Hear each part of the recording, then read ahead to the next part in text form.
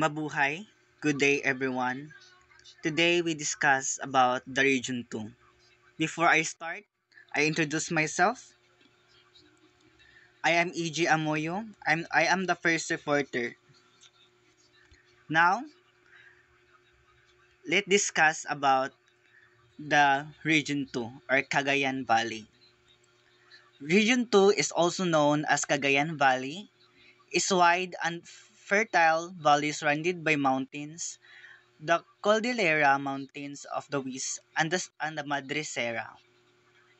One is known as the rice granary of the north because of its rich farmland that produce rice, corn, and other crops. The region is also famous for its beautiful natural attraction such as cave, waterfalls, beaches, and rivers.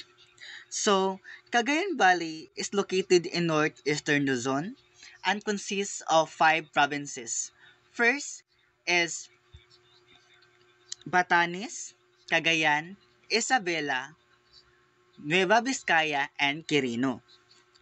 So, the region is famous also for beautiful landscape, historical sites, diverse culture, and vibrant festivals.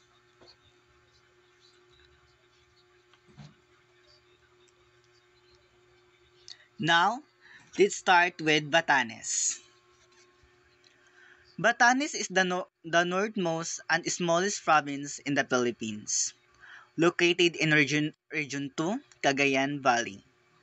It is made up for a group of islands in the Luzon Strait between the Philippines and Taiwan. The province capital is Basco, which is Batan Island. So Batanes is known also for its peaceful communities, stunning landscape, and the unique culture of the Ibatan people. The the the they present the beautiful view of Batanes, and also it gives a beautiful an attraction, scenic views, and that create a good attraction to the tourists.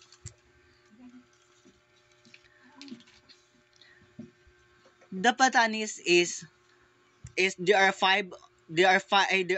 six municipalities. First is Basco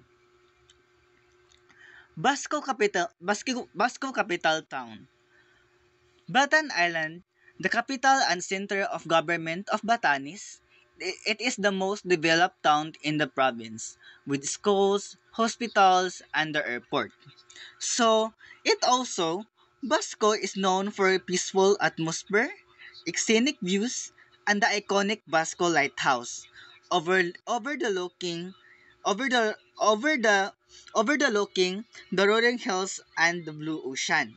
So, Basco is one of the most beautiful municipalities in Batanes. It because of it present the the beautiful view of the ocean and the especially to the iconic Basco Lighthouse.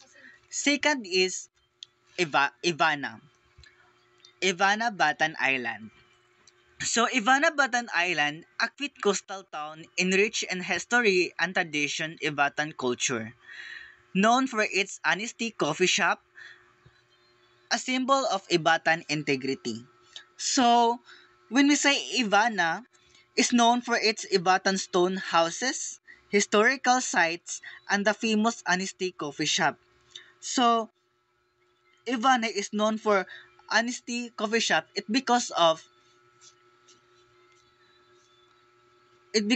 symbolize the the the Ivatan integrity people.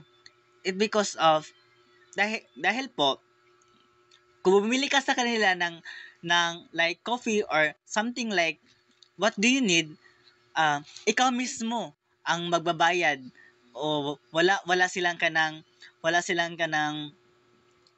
cashier or even ikaw mismo ang magbabayad or mag-iwan ng mga bills. Third is Mahataw, Batan Island. So Bahatan Island is a small charming town famous for its artistic and literary culture. It's home to a beautiful stone houses and scenic landscape. So Mahataw is home of unique and it also is unique attraction in the especially in the Tide Lighthouse. It presents the beautiful view and the historic site of the municipality.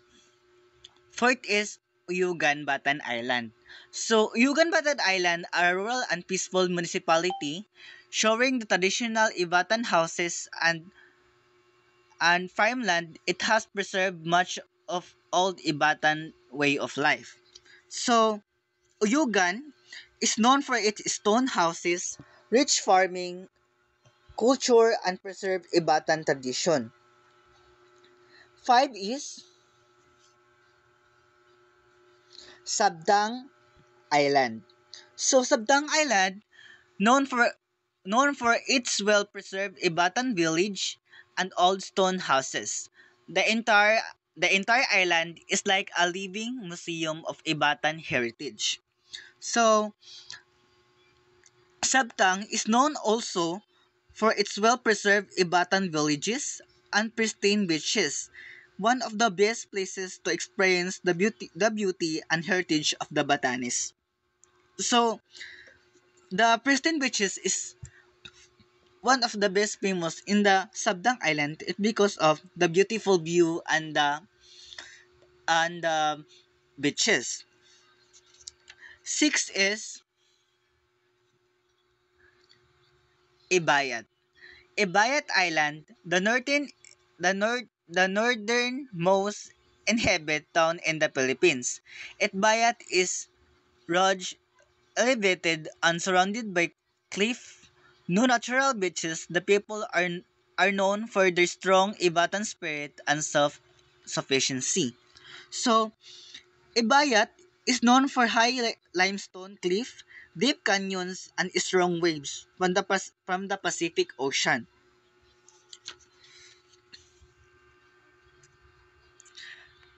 Let's move to city of Batanes. The city of Batanes is Tugigaraw. The region capital the region capital is Tugigaraw City, Cagayan. And also, the province's capital is Basco is Batanes is Bas capital of Batanes is Basco. Located on Batan Island, it served as the political, economic, and educational center of the province. So, Tuguegarao City is known for its very hot climate. It also famous for its local dishes. There are a lot of dish like seafoods or the or the or it offers the beautiful tourists for in the other places. Let's move to the famous tourist attraction. First is Basco Lighthouse. Basco Lighthouse, an iconic landmark offering panoramic views of Basco Town, the sea, and Mount Iraya. So, Basco Lighthouse is one of the most famous landmark in Batanes. It it offers the beautiful the beautiful the beautiful view the beautiful view and also the tourist attraction. Second is Marlborough Hills or Rako Apayaman. Vast green hills with stunning view of the ocean, often compared to New Zealand landscape. So, when we say Marlborough Hills is known for its vast rolling green hills, scenic landscape, and panoramic view of the ocean. Third is Mount Iraya. Mount Iraya, an, an inactive volcano in Batan Island, popular for hiking, is known for its lush forests, unique biodiversity, and scenic views, making it a popular spot for hikers, nature lovers, and researchers.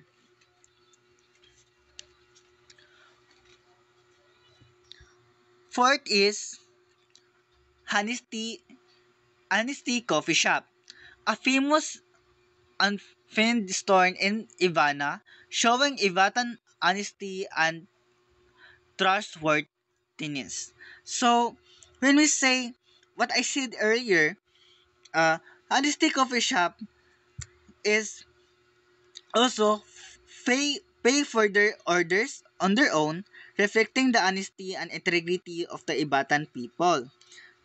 So, symbolize of the Ibatan integrity people also. Sub now number 5, Sabdang Island. Sabdang Island, known for its stone houses, coves, cobblestone beaches, and natural beauty. So, when we say Sabdang Island, it's famous for its well-preserved Ibatan villages, traditional stone houses, and stunning cliff and also the stone houses. It it the attract the tourists. It because of their famous traditional stone houses and also the stunning cliff. Six is Bayang Rolling Hills. Scenic hills overlooking the West Philippine Sea and the Mount Iraya. So Bayang Rolling Hills is known for its ex, expensive green hills, strong sea waves, and panoramic view of the surrounding of the ocean. So the Bayang Rolling Hills is one of the most famous in the Batanes. It because of they offer the expansive rolling hills like that attract the tourists, the isong sea waves, the anda also the paro, panoramic view. And seven is Balugan Boulder Beach. Unique unique beach with volcanic boulder shaped by the waves. So,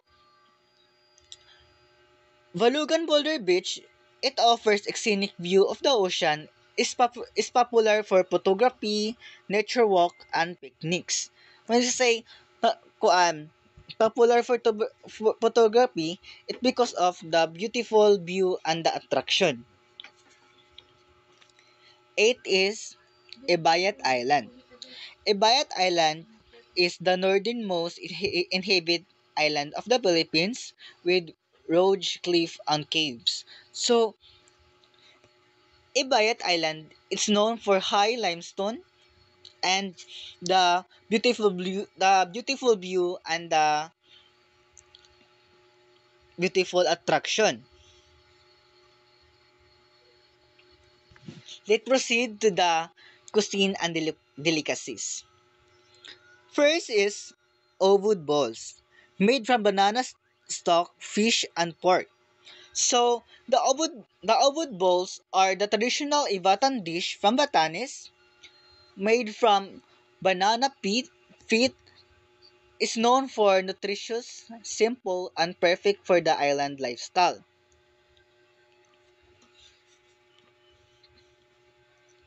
Second is Vunis.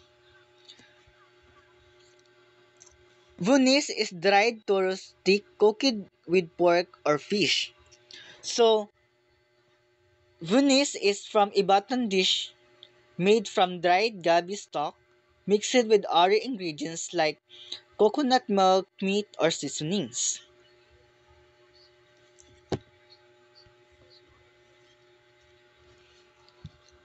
Lunis. Lunis is a Ivatan version of adobo made with pork cooked in its own fat. Solonis made from salted or preserved pork, an ability to preserve food also. The fourth is tatus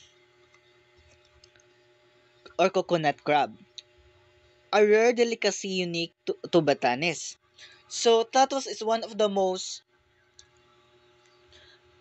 delicacies of Batanes. It because of made from fermented fish or meat. It is usually prepared by salting and fermenting the ingredients of preservation. So tatus is it because of the Batanes is rich of the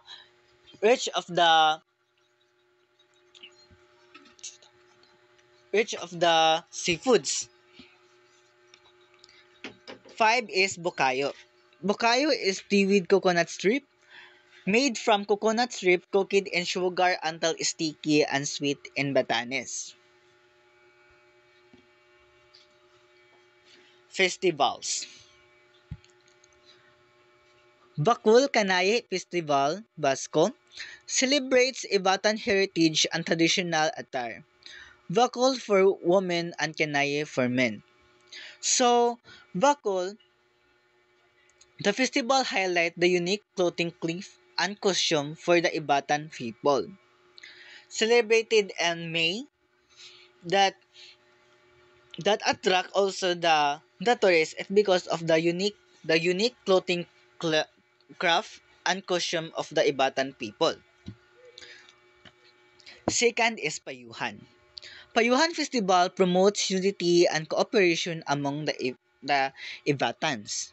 So when we say Payuhan festivals, these festivals showcase the traditional practices, local culture, and community spirit. Celebrated in July. Palo Palo Festival features cultural dances, sports, and parades showing the Ivatan way of life. So, Palo Palo festivals is colorful and lively cultural festival showcase local, celebrated on August 26, 2028. Let's proceed to the Cagayan province. Cagayan province is the largest province in Region 2, Cagayan Valley, located at the north northeastern tip of Luzon, is capital of Tuguegarao City, which also a regional center. The province is rich of natural resources, history, and cultural, with wide valley, fertile plants, and the Cagayan River, the longest and the largest river in the Philippines. So, the region capital is Tuguegarao City also.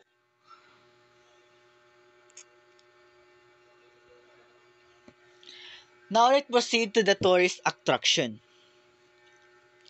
First is Calao Cave or Piña Blanca, a beautiful limestone cave with seven chambers and a natural chapel inside.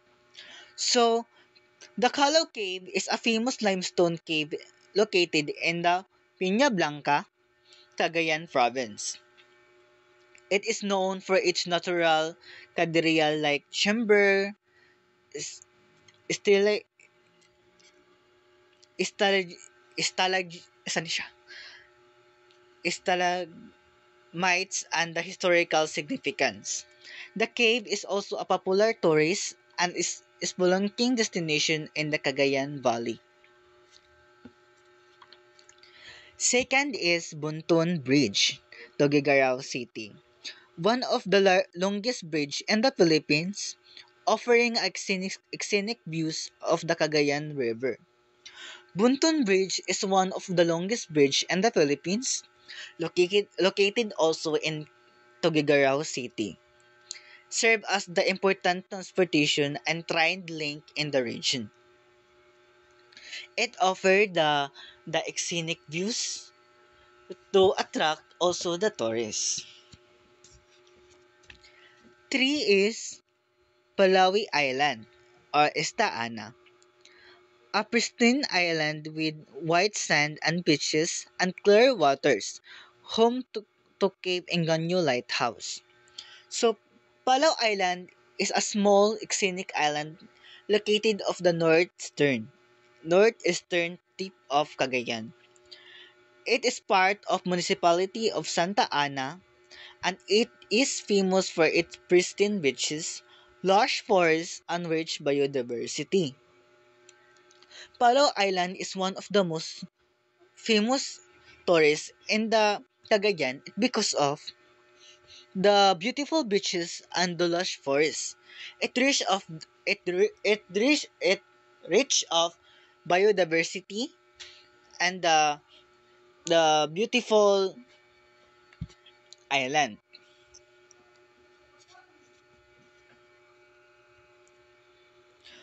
Fourth is Cape Engaño Lighthouse or in the Istahana, a historic Spanish lighthouse overlooking the Babuyan Sea.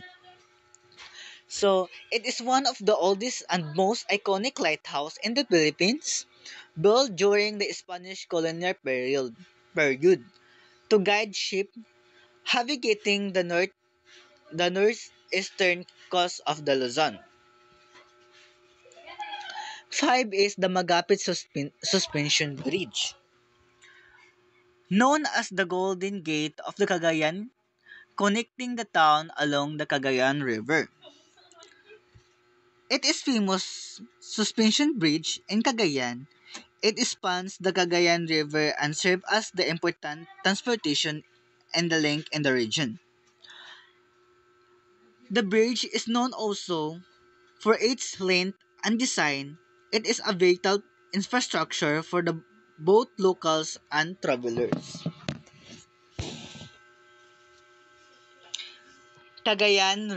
And the last is Cagayan River. Cagayan River is the longest and largest river in the Philippines, used for fishing and transport. Cagayan River is also as the Rio Grande de Cagayan is the longest and largest river in the Philippines. The river is also famous for its scenic views, landscape, rich biodiversity also, and cultural significance. Cuisines and delicacies. First is Pancit Batal Patong. So Tugigaraw famous noodles dish with egg, ground meat, and vegetables.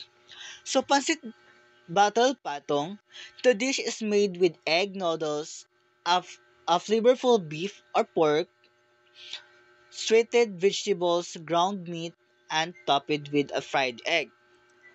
Batal means s- stirred, stirred, and patong means placed on top, referring to the egg placed on the top of the noodles. Second is chicharabaw. Crunchy chicharron made from carabao skin. So chicharabaw is made deep fried carabao, water buffalo, meat or skin, seasoned to be crispy, savory, and flavorful. Longganisang tugigaraw. Savory and garlicky sausage made from locally. So, Longganisang Tugigaraw is famous local sausage from Tugigaraw. It is a type of Filipino pork sausage that is garlic flavored, sweet, and savory. Is known as the most specialty when in visiting in Cagayan.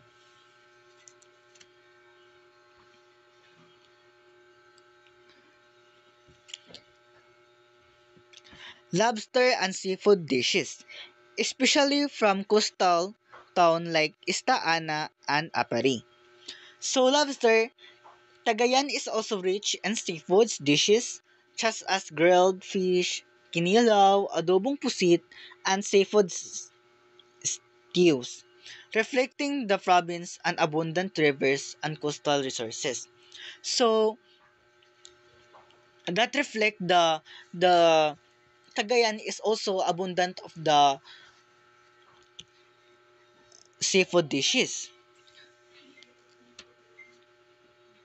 Five is Carabao milk candy or pastillas de leche, sweet treats made from fresh Carabao milk. So, Carabao milk is a traditional source of nutrition and is often used in local delicacies like Carabao milk candy and ice cream.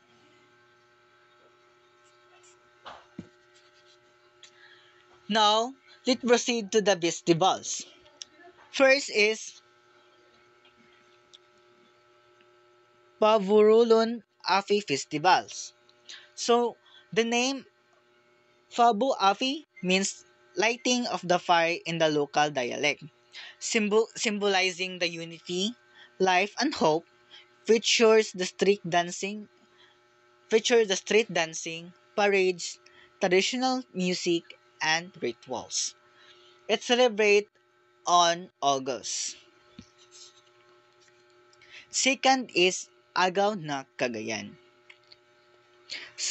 festivals, celebrated every June to honor the founding of the province and showcase the history and culture. So, Agaw na Cagayan that celebrates the province's history, culture, and bountiful harvests. The term agaw means to give thanks. The community gratitude for the fitful year. The festival showcased the street dancing, colorful costumes, music, agricultural exhibits, and local delicacies.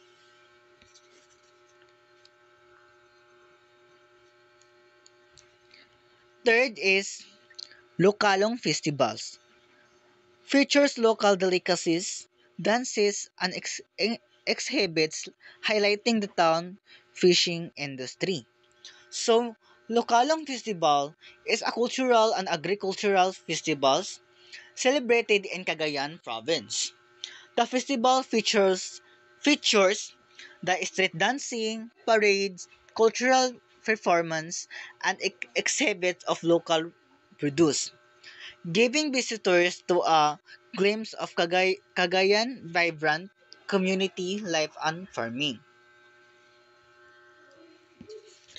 And the fourth is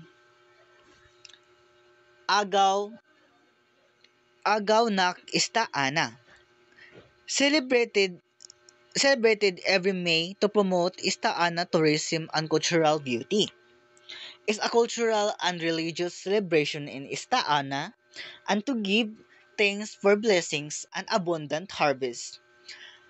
The festival features the street dancing, parades, cultural performance, and religious activities, showcasing the local community, devotion, and tradition.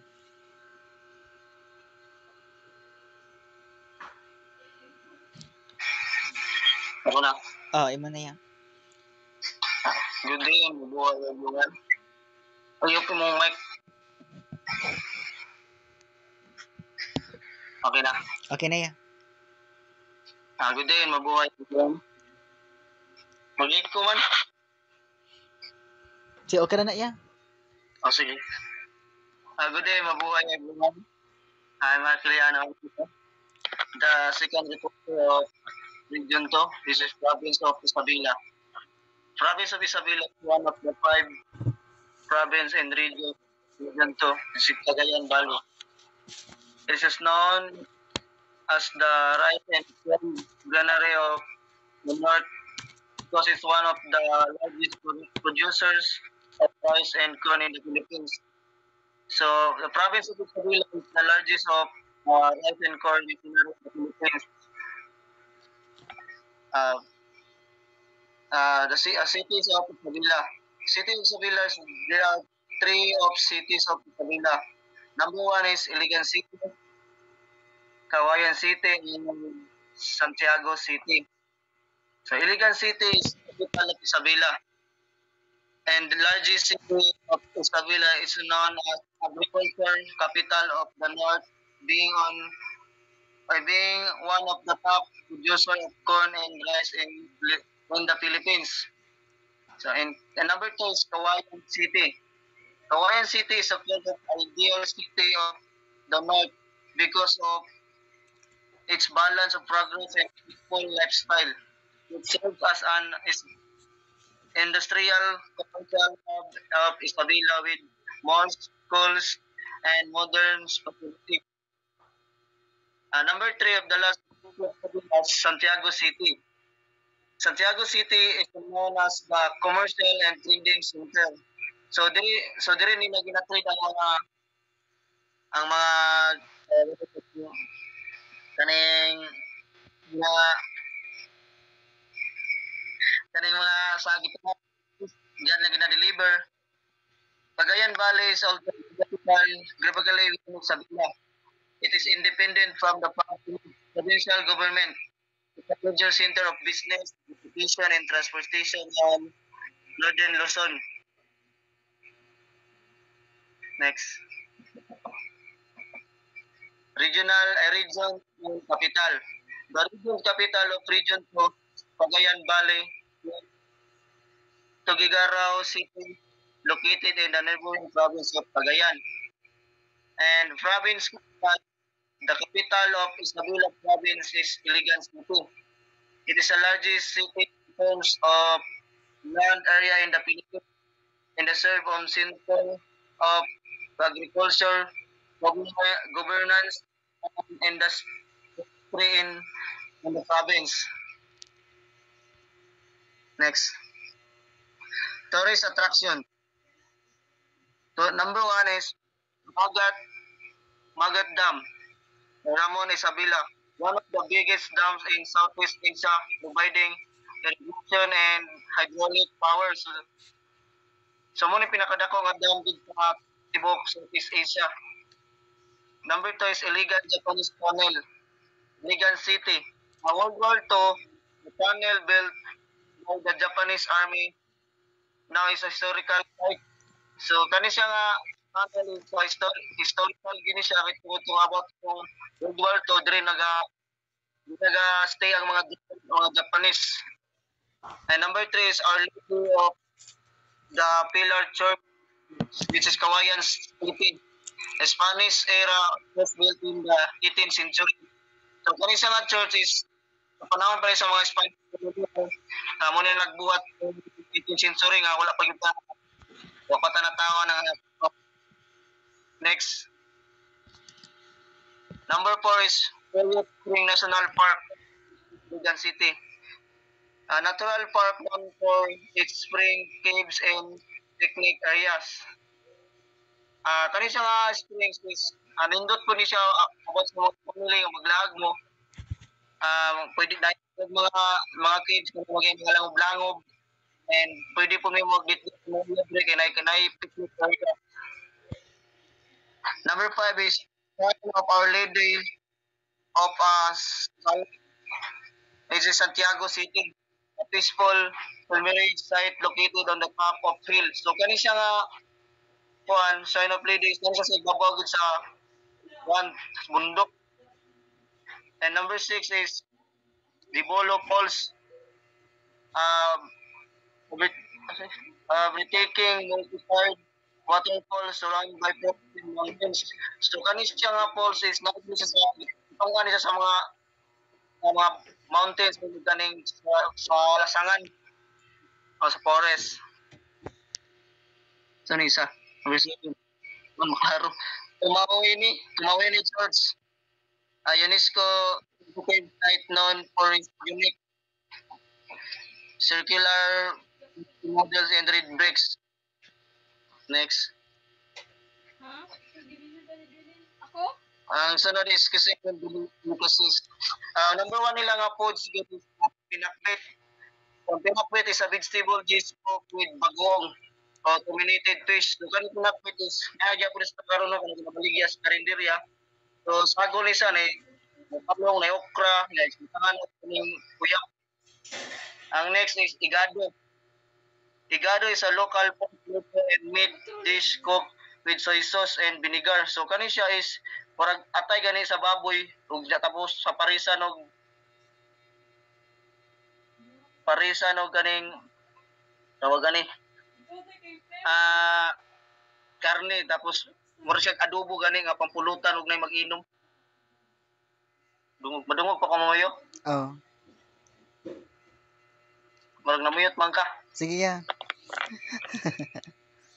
Number 3 is Pancit Kabagan. A famous noodles dish stuffed with vegetables, meat, and boiled egg originally from the town of Kabagan.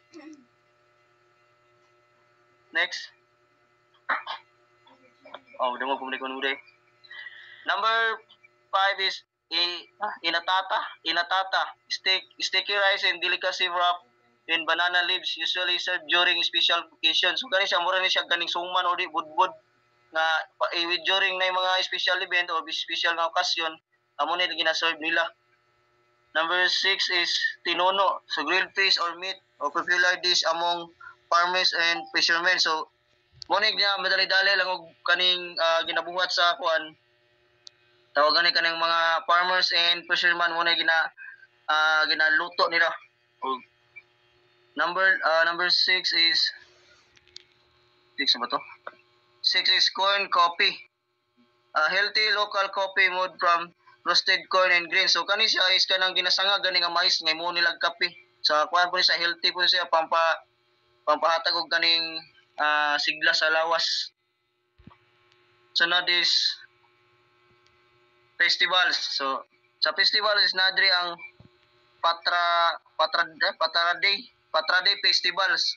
Unity festival celebrating cultural diversity and peace. So kani nga festival is ginapakita nila ilang mga culture gani ug mga diversity para og ilang kaning kaayuhan og kayuhan.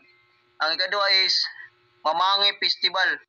Celebrate the corn harvest and honors from farmers. So ang mamangi means is corn harvester. So gitagaan nila kaning pagtagad ang kaning corn case mo mas lang largest corn kaning kuan capital sa Pilipinas. So nagkuan sa festival po dani. Next festival is Bambante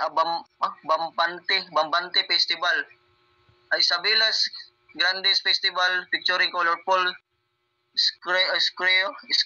scarecrows o Bambante symbolizing the province agricultural heritage. So kani siyang Bambante is kani siya kaning colorful nga festival gani o ginapakita nila nga symbolizing sa province agricultural heritage. Ang last is Pancit Kabagan Festival o Kabagan, honors of famous local noodles dish with street dancing and cooking contest. So ginagamit nila ni abot sa festival tungod kay nasta yung mga kana sa festival is sa noodles is pwede po nila kaning mag street dancing and mag-contest labot ani nga luto-luto. Next is proceed na po sa province Nueva Vizcaya. Nueva Vizcaya is the one of the 5 province of Region 2, which is Cagayan Valley. It is a landlocked province located in southern part of the region surrounded by mountains. Because of its fertile lands, it is known as the watershed heaven of the region. Nueva Vizcaya has no component cities, but its capital town of Bayumbong serves as the center of governance of education. Next na. Sa Vizcaya is a region capital. The region capital of region 2 is Tugigaraw, the city of located of province of Cagayan. So sakop ra gyapon siya sa ang capital sa Nueva Vizcaya is nagyapon siya sa Cagayan gyapon, Cagayan Valley. Ang province of capital of Nueva Vizcaya is Bayumbong. Bayumbong is known as educational and religious center of the province. It is a peaceful town filled with historical landmarks and natural beauty. So, kaning province nga Bayumbong is simple lang siya tapos religious and then mga educational. Next. tourist attraction, Kapisaan Cave system. Kani mo ni tourist attraction sa Nueva Vizcaya. Kani number 1 is Kapisaan Cave System or Kasibo, the fifth longest cave system in the Philippines, famous of this crystal formation. So kani siya nga caves is nindot kini siya pero delikado po in case of magkaning example magsulod mo diya tas maglinog sig matagakan mo na mga talinis nga mga bato, impas juga. Imogan Falls, Santa Fe, a beautiful waterfall surrounded by close forest and mountains. So kani siya nga Imogan Falls is bugna po ni siya no kaning dinase sa forest and mountains.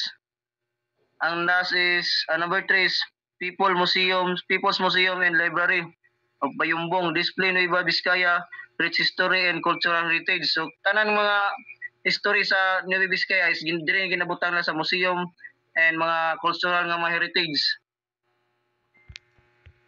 Next. Kahanga ko diyan eh. Number 4 is St. Dominic Cathedral. So Bayumbong, the Spanish era church with classic architecture. So sa mga panahon gyapon niya nga Spanish colonial nga church ay cathedral sa ilapan ni sila bang nagkuan ani nga ni within classic mga nindot design na ang Spanish ray nakapabuhat ani. Number 5 is Lower Magat o Eco-Tourism Park. So offering camping, boating and eco-adventure activities. So nindot po ni siya dito pag in case of mulag kaning mga daghang mga tourist diri po nga spot, pwede ka mag-boating and mga agriculture nga mga activities, eco-adventure activities like mga hike, zip line, nga na. Number 6 is Mount Palali. Favorite hiking of destination with panoramic views of province. So nayuba na yung mga sa mga National Geographic o mga lain mga foreigners is dire gusto kaning kasagaran mag-hike tungod kay nindot ig views og kaning kuan nindot po siya nga i-hike pod kay daghan kog mga attraction pod nga makita. Number 7 is Delton Pass. So Santa Fe, the historic mountain pass marking the boundaries between Nueva Vizcaya and Nueva Ecija. Kani siya nga Delton Pass is mo siyang boundary kani sa Nueva Vizcaya ug Nueva Ecija nga tabok na kasi sa kalsada Nueva Ecija na dayon. Next. So dito sa ilang mga foods ug delicacies tinulang native chicken. So comforting soup made with free range chicken and vegetables. So sa ato adri dapat sa kuan pud sa Mindanao is napog gyapon tay mga tinulang manok nga Bisaya, sila is tinulang native nga chicken. Murag same ra gyapon pero lami gyapon. Pinonig, a native blood sausage dish made by Igorot and Ifugao community. So kanis lang ang Igorot ra gyud ang nagkuan no naka-invento ni nga pagkaon no. Kaning pinonig kanang ang dugo nga gihimo lang sausage gani tapos ang dugo sa mga ibang klaseng dugo gibuhat nila nga dish mo to nga ang Igorot ug mga Ifugao ra yung mga communities ang nakabalong sa mga ikuan ani mga ingredients. Next. Nilagang baboy na may mais, pork soup with corn and local comfort food. So sa tuwa ni ginatawag ni siya bulalo. Kani sa sila is nilagang baboy na may mais. So ato is bulalo ni siya. Number 5 is bibingka Biskayana, a rice cake made from ground rice, coconut milk and sugar. So this ato is bingka na siya. Bingka lang siya kanang sa butangan lang kanang malagkit na tas na ituno. And then fresh fruit and vegetables. Because of this cold climate, Nueva Vizcaya is known for fresh harvest like orange, tomatoes, and banana. So abunda kay lang mga kuan nito guys. Dagan kay mga prutas nga mga presko sa ilahang lugar. Next na. Festivals. So Panagsaan festivals celebrated every May to honor of St. Dominic towns of patron saint. So kaning Panagsaan is celebratory sa May according to honor to St. Dominic, the towns of patron saint sa ilang kanang tinuan gyapon ba. Ang sunod is Amungan festivals. festival. The Grand Provincial Festival held every May. And the term of Amongan means gathering in the local goddess dialect, celebrating unity and cultural diversity. Ang Grand Amongan Agro-Industrial Fair showcase Nueva Vizcaya as agriculture product and innovation. Next. Proceed na po tayo sa province of Quirino, the last province of the Region 2. Quirino is the one of the 5 in Region 2 in Cagayan Valley. It is a landlocked province located in southeastern part of the region, bordered by Isabela, Aurora, and Nueva Vizcaya. It is known as the forest heartland of Cagayan because it's a rich forest, mountains, and natural resources. The Quirino is a component cities but capital town of Cabrugis. So ang province of Quirino is kuan siya kani pinakanindot gyapon ni siya nga murag heartland gani kanang nindot sa heartland of Cagayan Valley because nindot kay lang mga forest, mountains, and natural lang ilang resources. Dili kayon nga kuan kay ba simple lang nito sis pero nindot. Next, the region capital of Quirino. Region capital of the regional capital of Region 2 is Cagayan Valley is Tugigaraw. Nagbalik lagi ni. Province of capital. The capital of Quirino, the province is Cabrugis, Cabarugis. Is the serve as the center of government of and commerce of the province. The town is known for its peaceful environment, hilly landscape, and friendly locals. Next. Saan natin pagdili na? Tourist attraction. So sa province of Quirino, ang tourist attraction niya is Governor Rapids o Madela. Sa popular adventure spot for rafting and kayaking surrounded by limestone cliffs. So nindot po ni sa diri nga ko ano kaning rapids kay ang adventure ka kay daghan jud kag tawag ani kaning ko pwede ka mag-rafting and kayaking sa limestone. Sa sunod is Aglipay Caves and Campsite. A series of 37 interlinked caves is stalactite and stalagmite formation. So dani pronounce ani. Nindot siya nga kaning caves is kanang daghan sa kaning mura daghan sa forma ba. Kanang ayang formation is kanang dili pud siya basta-basta mura gituyog gani guhit. Next. So next nga falls is Nagtipunan Falls, also called Mactol Falls. This majestic waterfall is known as the Niagara Falls of Quirino. So kani siya nga falls is majestic kanang nindot kay siya nga falls ba. Sunod is Sitan River o Nagtipunan. Perfect for boating and sightseeing with clear waters and scenic rock formation.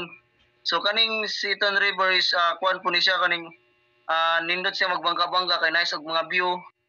Nice og mga view tas ang mga bato niya is kanang nay mga warag kaning porma mga design ba warag gituyo gani siya. Sunod is Diamond Cave. A small cave with sparkling rock crystal inside. So kaning Diamond Cave porma po Diamond Cave kay murag gyud diamond. Daghan po sig makita sa sulod kanang mga crystal, mga nindot ba.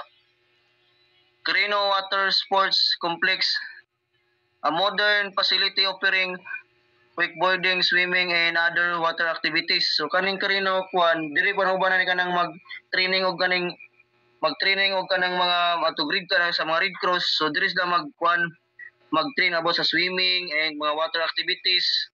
Sa abot nang magsulod kag isa ka kaning musulod kag kanang nay activities gani abot sa mga like barangays kanang mag water activity. Pwede gani diri dapat sa Quirino Water Sport Complex.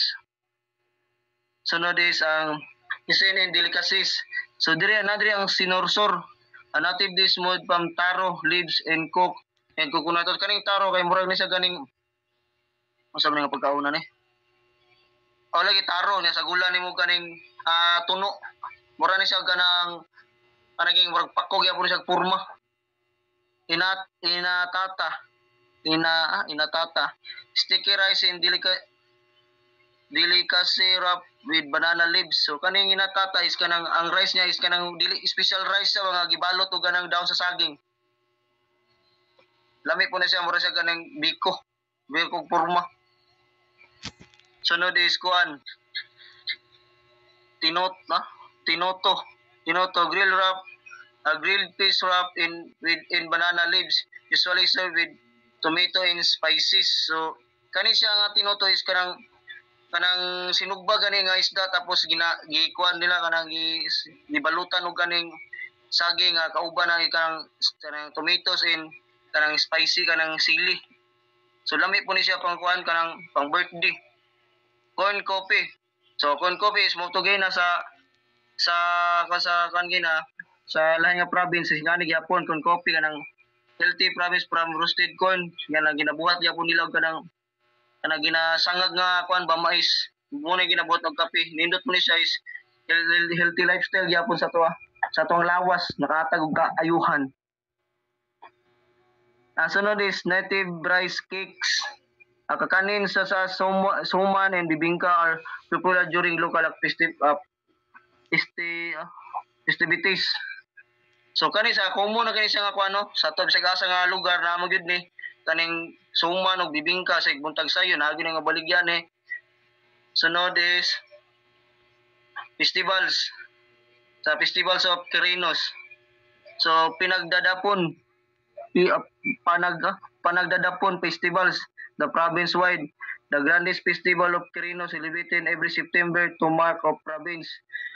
Founding anniversary, the word of pananagdapon means gathering or coming together ka ng pagkaisa ba? Muna gitawag pagkaisa gani. Ang sunod is Aglipay Cave Festivals. So promotes cave tourism and environmental awareness. So sila sa mga Aglipay Caves kanang hinabotang gyapon sa festival kay para i-promote nila ilang tourism para ang ilang environment awareness gyapon ba nga kanang tagalag pagtagad good. Next ang Governor Rapids Festival o Madela. Wala pa naman. The last of festivals celebrate to honor the province famous rivers and promote eco-tourism. So tanan nga mga mga silang mga tourist spot is gina-appeal na sa festival para i-celebrate nila at least kanang warag kuan na sila ba kanang tawagan ni kanang ilanang andan ba para ang ilang lugar is ma-promote makita sa kuan sa lain nga mga kuan lugar. So mo na tong last no sa among part sa region to. Then mabuhay, thank you.